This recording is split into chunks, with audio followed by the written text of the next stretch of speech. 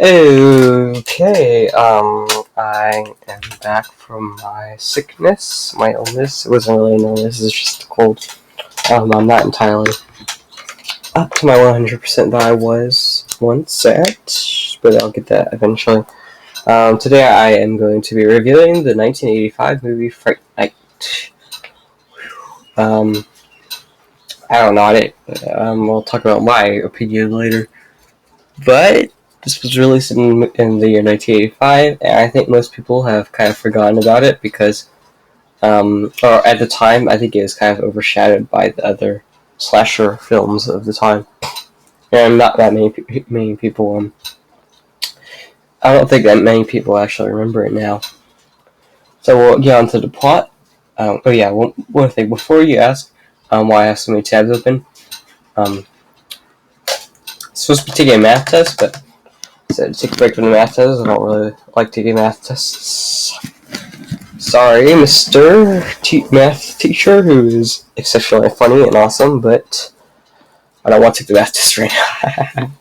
Alright, so basically, there's this, that teenager, he's in his room with his girlfriend, they're kissing, his girlfriend wants to, get down to that act. It's so common in these types of movies. And he says sure until he notices some guy is walking in his yard or in the house next door with a coffin. So he gets all excited, goes downstairs, tries to tell his mom, his girlfriend's upset him, and all that stuff happens. And then he realizes that his neighbor is a vampire. He tries to tell his mom and girlfriend, they don't believe him. He goes to the bloody police and says that is a vampire. He doesn't actually tell them it's a vampire until the detective's actually out of the house. And the detective's like, oh, sure, I'm Dirty Harry then, if that's a vampire. So he asks his friend, his I guess, hero, Dr. William... Dr. something... Vincent? Charles Vincent, I think? Peter Vincent. Yeah, Peter Vincent. He asks his friend, Dr. Peter Vincent, or his name is right, he's a bloody TV host. He goes to the studio where the guy who Peter Vincent works, and Peter Vincent's like a vampire killer on TV, so he asks him for help. That guy doesn't believe him. And so his friend and girlfriend are worried about him. So they pay Mr. Vincent $500. $500 in 1985 money would be about... So about $500 in 1985 would be $1,110 now. So they pay him to have the vampire to go to the quote vampire's place and do some tests with holy water and vampire proving stuff. I don't really... I used to like vampires, not anymore. Or werewolves. I used to like all those monsters, but not really. And then Mr. Vincent pulls out a little mirror as they're leaving, look at himself for whatever reason. And when he looks back, he does not see the person in the mirror.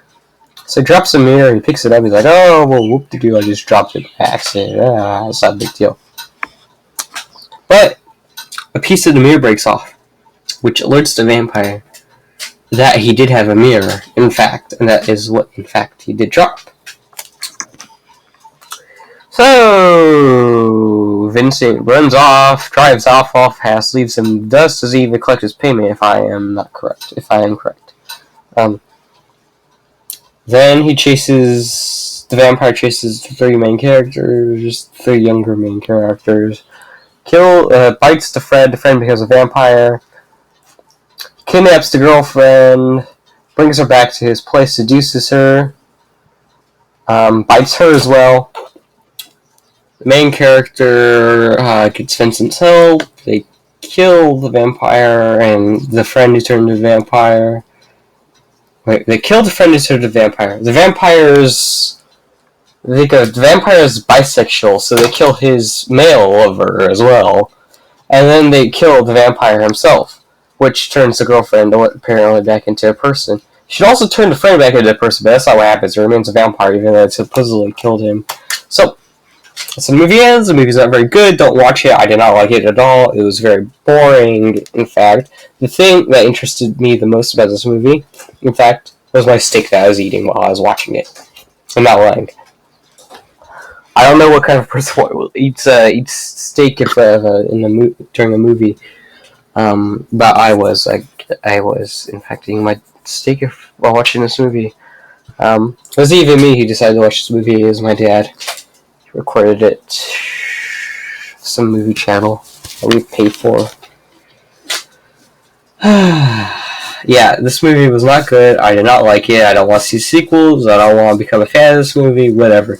Don't see it unless you like vampire movies. Any kind of monster movies.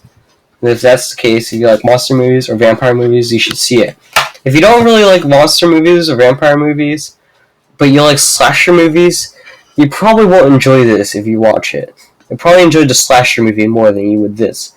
If you like thrillers or kind of suspenseful movies, then you most definitely will not like this movie. It's like, oh, slap in the face, weird Italian kissing thing. That's what it is. So don't see it unless you're a fan of monster movies. That's it. Thank you for watching this, and I'll get back to you soon with whatever movie review I decide to make next. Bye! Ciao! Au revoir!